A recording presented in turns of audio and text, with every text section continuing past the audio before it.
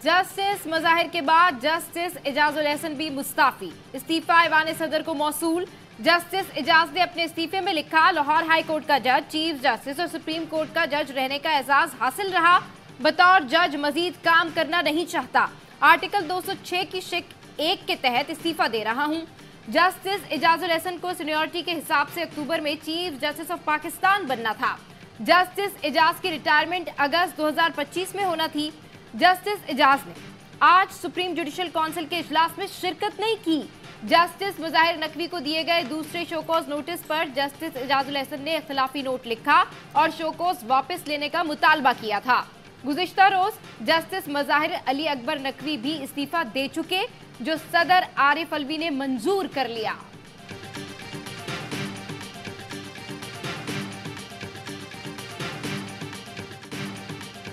Supreme judicial council का मुजाहिर अली अकबर नकवी के खिलाफ कार्रवाई खत्म न करने का फैसला। इस्तीफे के बावजूद हक के दिफा भी दे दिया गया। कहा, कल खुद या वकील के जरिए पेश हो सकते हैं। चीफ जस्टिस ने रिमार्क्स दिए, ये नहीं हो सकता कोई जज इदारे की साख तबाह करे, इस्तीफे दे और हम कार्रवाई न करें। पूरा पाकिस्तान हमारी तरफ देख रहा है। शिकायतें असली थी या नहीं, कोई तो फाइंडिंग देनी है।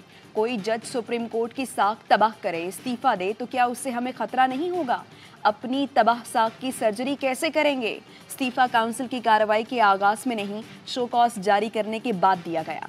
मुमकिन है दरखास्तें गलत हों और जज ने दबाव पर इस्तीफा दिया हो। दबाव पर जज के इस्तीफा देने से इदारे की साख को नुकसान पहुंचेगा। जज का कोई दोस्त कार्रवाई के आखिरी दिन बता देता बरतरफी होगी और वो इस्तीफा दे जाए तो क्या होगा? जस्टिस एजाजुल एहसन की अदम शिरकत के बायस जस्टिस मंसूर अली शाह को काउंसिल में शामिल किया गया था।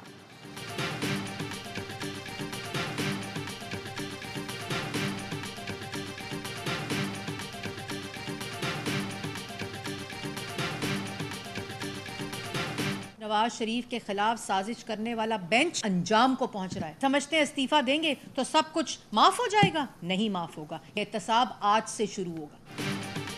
नवाज शरीफ को सजा देने वाला बेंच अंजाम को पहुंच रहा है। नून लीग की तर्जुमान मरियम औरंगजेब का रद्द-ए-अमल। कहा, महंगाई और बेरोजगारी के जिम्मेदार मुजाहिर नकवी और एजाजुल एहसन है। क्या इस्तीफा देने से दामन पर लगे दाग धुल जाएंगे? मुजाहिर नकवी ने गलत नहीं किया तो इस्तीफा क्यों दे दिया? क्या इस्तीफों से अवाम भूल जाएंगे, मुआफ कर देंगे? एहतसाब तो अब शुरू होगा। पीटीआई के बैरिस्टर अली जफर ने जस्टिस इजाज के इस्तीफे पर हैरानी का इजहार किया। कहा, इस्तीफा क्यों दिया, वजूहात सामने नहीं आई। जस्टिस इजाजुल एहसन के इस्तीफे के मतन में भी ऐसी कोई बात नहीं। जस्टिस इजाज ने शायद हालात या फिर जाती वजूहात पर इस्तीफा दिया होगा। माजी में ऐसा नहीं देखा कि तकसीम की वजह से किसी ने इस्तीफा दिया हो।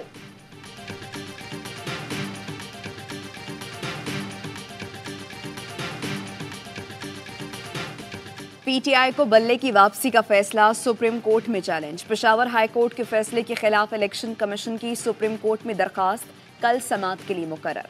मौक़िफ़ अपनाया, हाई कोर्ट का फैसला आइन और कानून के खिलाफ है।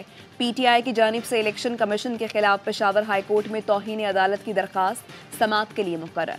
2 रुकनी बेंच कल दरखास्त सुनेगा। मौक़िफ़ इख्तियार किया गया कि अदालती अहकामात के बावजूद इलेक्शन कमीशन ने पार्टी सर्टिफिकेट वेबसाइट पर शाया नहीं किया। इलेक्शन कमीशन ने वेबसाइट पर आज़ाद उम्मीदवारों की फहरिस्त अपडेट कर दी। बल्ले को आज़ाद उम्मीदवारों की लिस्ट से निकाल दिया।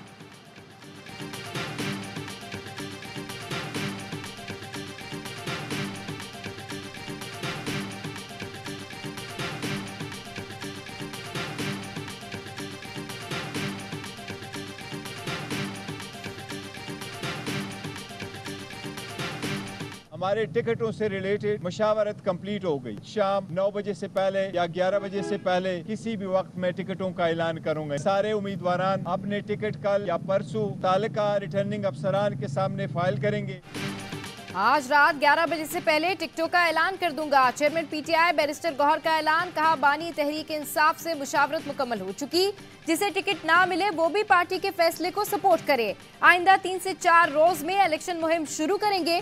बोले, सुप्रीम कोर्ट जाना इलेक्शन कमीशन का हक है। कमीशन को हाई कोर्ट ऑर्डर की कॉपी जमा करा दी है। इस्तदा है पहले ही देर हो चुकी। जल्द अज जल्द बल्ले का निशान अलॉट करें। इलेक्शन कमीशन की जिम्मेदारी है कि इंतखाबात शफाफ कराएं।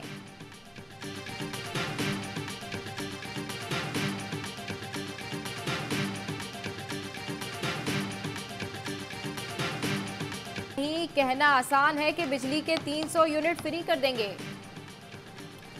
8 फरवरी को तीर पर ठप्पा लगाए, मेरी हुकूमत बनाए, मुफ्त बिजली, तालीम और सेहत दूंगा। बिलावल भुट्टो का फैसलाबाद जलसे में वादा।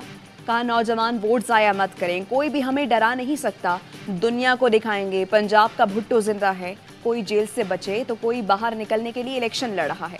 हम आवाम के लिए इलेक्शन लड़ रहे हैं। पंजाब के सियासतदान जब भी बीमार होते हैं इलाज के लिए लंदन जाते हैं।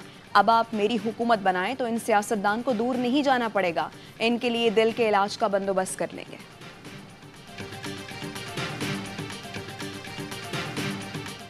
चीप टॉक हमारे मसाइल का हल नहीं, कहना आसान है कि बिजली के 300 यूनिट फ्री कर देंगे, तालीम यूनिवर्सिटी तक फ्री और तनख्वाहें डबल ट्रिपल कर देंगे। मंशूर हकीकत पसंदाना होना चाहिए, ऐसे वादे ना किए जाएं जिन पर अमल दरामद नामुमकिन हो। निगरान वज़ीर इत्तलात मुर्तज़ा सुलंगी का नाम लिए बगैर सियासी मंशूर पर तनकीद। इस्लामाबाद में सेमिनार से खिताब करते हुए वाज़ेह किया आम इंतखाबात 8 फरवरी को ही होंगे। निगरान हुकूमत इलेक्शन कमीशन के पीछे खड़ी है, सिक्योरिटी समेत तमाम जरूरियात पूरी की जाएंगी। फैसल करीम कुंडी का मुर्तज़ा सुलंगी को जवाब। कहा मुर्तज़ा सुलंगी निगरान वज़ीर इत्तलात हैं या किसी पार्टी के सेक्रेटरी इत्तलात। इलेक्शन कमीशन सियासी बयानबाजी का नोटिस ले। बिलावल के मंशूर से तकलीफ मुखालफीन को और इजहार निगरान वजीर कर रहा है। जुल्फिकार भुट्टो और उनके जानशीन जो वादे करते हैं वो पूरे करते हैं। पीपल्स पार्टी इक्तदार में आती है तो मुल्क के खजाने में भी बरकत आती है।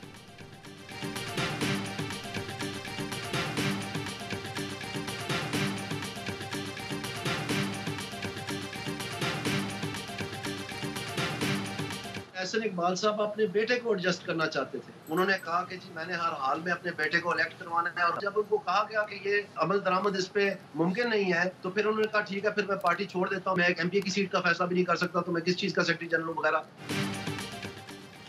ओहदे घर में बांटने हैं तो क्या हम इंडिया चले जाएं? पार्टी टिकट ना मिलने पर दानियाल अजीज ने एहसन इकबाल का भांडा फोड़ दिया।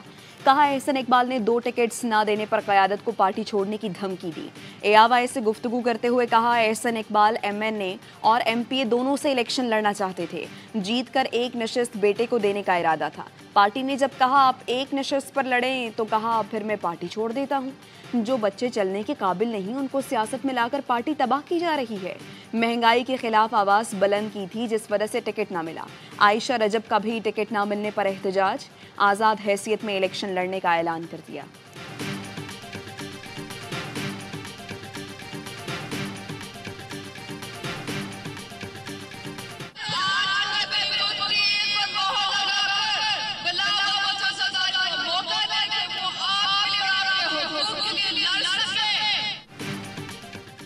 हल्का एने 209 शाजिया मरी की इंतखाबी मुहिम। आसफा भुट्टो की सांगड़ जिले में रैली का आगाज कंडियाल से हुआ। मुख्तलिफ जगहों पर आसफा भुट्टो का पुरतपाक इस्तकबाल किया गया। अपने खिताब में कहा 8 फरवरी को तीर पर मुहर लगाकर बिलावल को मौका दें, वो आपके हुकूक के लिए लड़ेंगे। सांगड़ शहर पहुंचने पर भी आसफा ने कारकुनों से खिताब किया, खैर मकदमी नारों का जवाब दिया।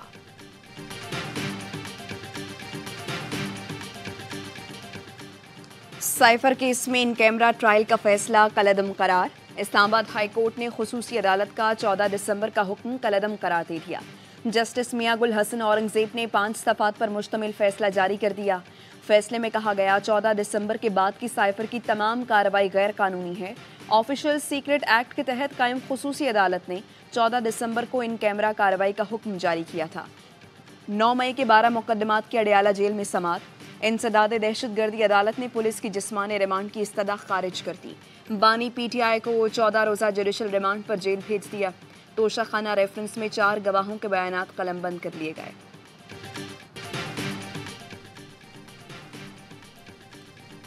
साबिक वज़ीर दिफा ख्वाजा आसिफ फैजाबाद धरना कमीशन के सामने पेश बयान रिकॉर्ड करा दिया। सोशल मीडिया पर अपने पैगाम में लिखा, मेरी राय है कि कमीशन की कार्रवाई ओपन हो, अवाम को मालूम हो कि मुल्क के साथ 75 साल क्या खिलवाड़ हुआ। वक्त आ गया है कि हम अपने गुनाहों का सामना करके उनका कफारा अदा करें। 2014 में पीटीआई धरना ना कराया जाता, फैजाबाद धरने का इंतजाम ना होता तो 9 मई भी ना होता। रियासत मुखालिफ कुव्वतों की इतनी सरपरस्ती की गई कि आखिर इन कुव्वतों ने रियासत की असास चैलेंज कर दी।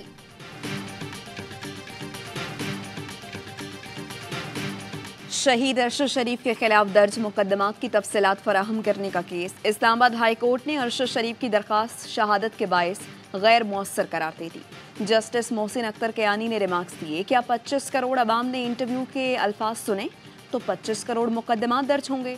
इस तरह मुल्क भर में मुकदमात का इंदराज मजाक है, ये इख्तियारात से तजावुज़ है। यही करना था तो पहले शख्सी आज़ादी ना देते। स्टेट को ऐसे काम करने ही नहीं चाहिए कि लोग उस पर ट्वीट करें या बोलें। यहाँ इदारे लोगों को अगवा कर रही हैं, कोई पूछने वाला नहीं है। हुकूमत वजाहत दे, एक इशू पर मुतअद्दिद FIR कैसे दर्ज हुई।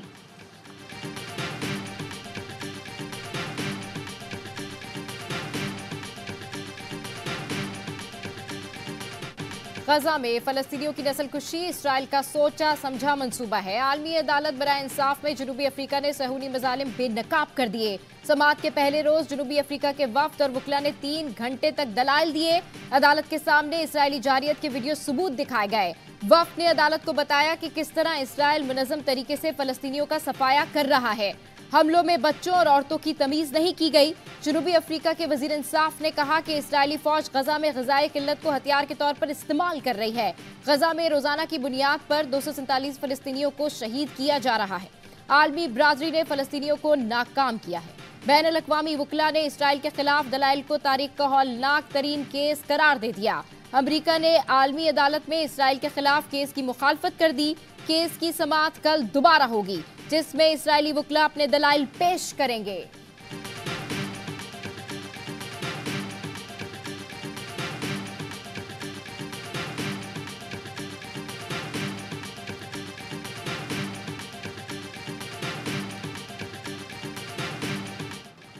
आलमी अदालत इंसाफ में इसराइल के गजा में जंगी जराइम के खिलाफ जनूबी अफ्रीका की दरख्वास्त पर समाअत। दी हेग में अदालत के बाहर फलस्तीनियों के हक में बड़ा मुजाहरा।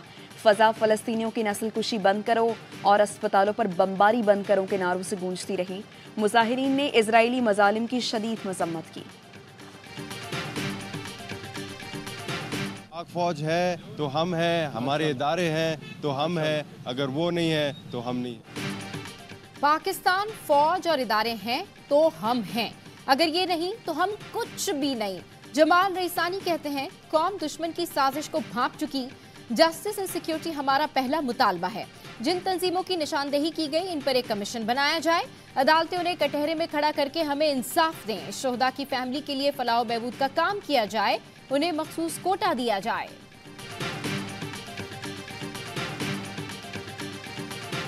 बुज़दिल दहशतगर्द छुप छुप कर हमला करते हैं। अगर गैरत और हया है तो सामने आकर लड़ें। दहशतगर्दों को पूरी कुव्वत से जवाब दिया जाएगा। निगरान वज़ीर-ए-आज़म अनवारुल हक काकड़ का पेशावर में पुलिस से खिताब।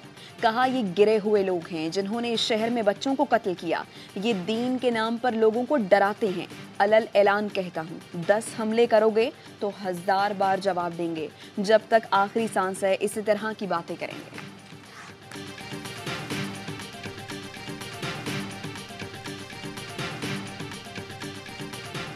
22 DITs के बावजूद भी गुमशुदा शहरियों का सुराग नहीं लगाया गया। सिंध हाई कोर्ट तफ्तीशी अफसरान पर बरहम। गुमशुदा शहरियों की तलाश जारी रखने और बाजियाबी के लिए तस्वीर सोशल मीडिया पर जारी करने की हिदायत कर दी। जदीद टेक्नोलॉजी और मॉडर्न डिवाइसेस का इस्तेमाल करने की भी हिदायत। SP इन्वेस्टिगेशन से आइंदा समाअत पर पेशरफ रिपोर्ट तलब कर ली। समाअत 8 फरवरी तक मुलतवी।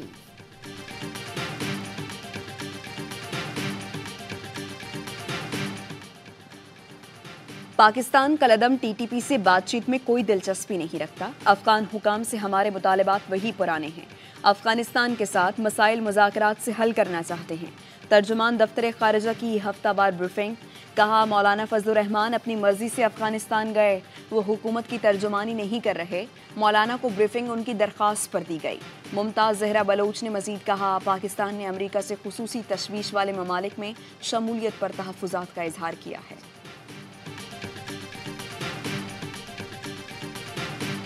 खैबर पख्तूनख्वा, पंजाब और आज़ाद कश्मीर में ज़लज़ले के शदीद झटके। स्वात, दीर, स्वाबी, कोहाट, एबटाबाद, पेशावर, बरदान, चित्राल, इस्लामाबाद, लाहौर, सरगोदा और मुजफ्फराबाद में जमीन लरज उठी। लोग खौफजदा होकर घरों और दफातर से बाहर निकल आए। ज़लज़ला पैमा मरकज के मुताबिक रेक्टर स्केल पर ज़लज़ले की शिद्दत 6 रिकॉर्ड की गई।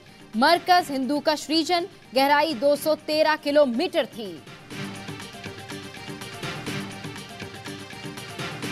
औरंगी टाउन में ताजिर के घर में डकैती में मुलव्वस 2 मुल्जिमान की जमानत मंजूर।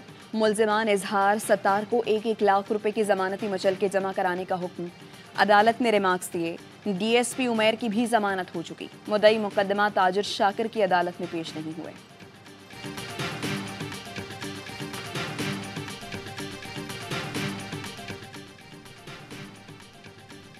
निगरान वज़ीर पंजाब मोहसिन नकवी की जेर सदारत सूबाई काबीना का इजलास। नौजवानों को रोजगार के लिए कनाडा भिजवाने के लिए Pakistan western Canada trade association और हुकूमत पंजाब के दरमियान MOU पर दस्तखत करने की मंजूरी दे दी। अस्पतालों की तामीर और मुरम्मत के सबसे बड़े पैकेज और कैंसर के मरीजों के लिए मुफ्त अद्वियात की फराहमी के प्रोग्राम में तोसी की भी मंजूरी दी गई। भल सफाई मुहिम KP और बलूचिस्तान के लिए गंदम मुख्तस करने की दरखास्त की मंजूरी दे दी।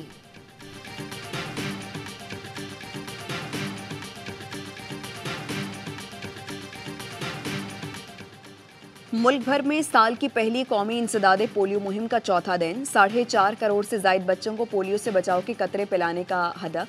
पोलियो वर्कर्स घर घर जाकर बच्चों को इंसदादे पोलियो के कतरे पिलाने में मसरूफ। पाक न्यूजीलैंड T20 सीरीज की ट्रॉफी की रोनमाई ग्रीन शर्ट्स और ब्लैक कैप्स के दरमियान पहला मैच कल ऑकलैंड में खेला जाएगा। कप्तान कौमी टीम शाहीन शाह अफरीदी कहते हैं वर्ल्ड कप से कबल तमाम सीरीज अहम है। नहीं लगता कि बाबर आजम की फॉर्म खराब है। कीवी का केन विलियमसन बोले पाकिस्तान टीम व्हाइट बॉल में किसी के लिए भी खतरा बन सकती है। बाबर आजम बेहतरीन खिलाड़ी हैं, उम्मीद है सीरीज में तगड़ा मुकाबला होगा।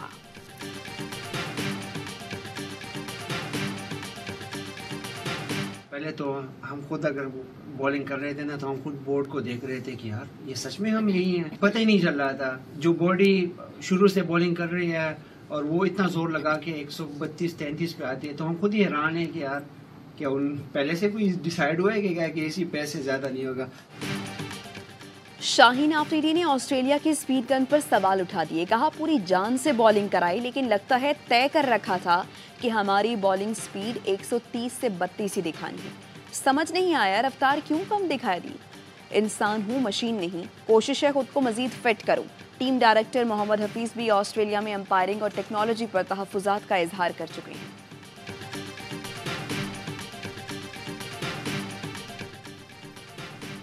बाबर आजम को ऑस्ट्रेलिया से बड़ी offer. Cricket Victoria star batter से तवील मुआहदे का ख्वाहिशमंद। बिग बैश लीग और स्टेट क्रिकेट खेलने की पेशकश कर दी। जराए का कहना है दौरे ऑस्ट्रेलिया में बाबर आजम और क्रिकेट विक्टोरिया के ओहदेदारों की मुलाकात हुई जिसमें बाबर को मेलबर्न स्टार्स यानी गेट्स की जानिब से ओपनिंग की ऑफर की गई। साबिक कप्तान ने मशरूत आमादगी जाहिर कर दी। हतमी फैसला सितंबर से जनवरी के दरमियान मसरूफियत देखकर करेंगे।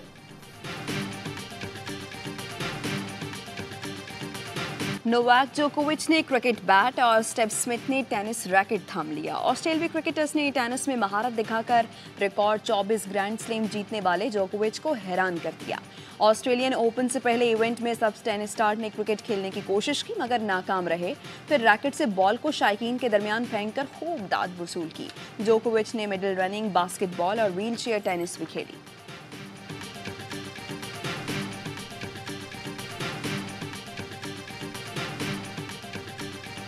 वियतनाम में तेज रफ्तार डंपर ने तबाही मचा दी। मोटरसाइकिल सवार को बचाने की कोशिश में बेकाबू होकर ब्यूटी सैलून में जा घुसा। कॉलर में खवातीन को रोन डाला। हादसे में राइडर हलाक। 3 खवातीन को शदीद चोटें आईं। पुलिस ने ड्राइवर को गिरफ्तार कर लिया। मारूफ शायर और अफसाना निगार इब्ने इंशा को दुनिया से रुखसत हुए आज 46 बरस बीत गए मगर उनके अफसाने और शायरी आज भी सुनने वालों को अपने शहर में जकड़ लेते हैं।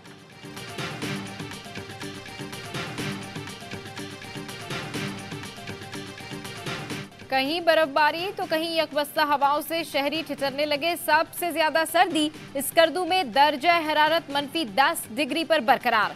बलूचिस्तान के शुमारी इलाकों में बर्फबारी का सिलसिला जारी। कल्लात में दर्जा हरारत नुक्ता अंजुमा से 6 डिग्री नीचे आ गया। कोयटा में दर्जा हरारत -3 रिकॉर्ड। कराची में भी मौसम सर्द। कम से कम दर्जा हरारत 10 डिग्री सेंटीग्रेड रिकॉर्ड किया गया। और रूसी दारुल हुकूमत मॉस्को बर्फानी तूफान की जद में हर तरफ सफेदी छा गई।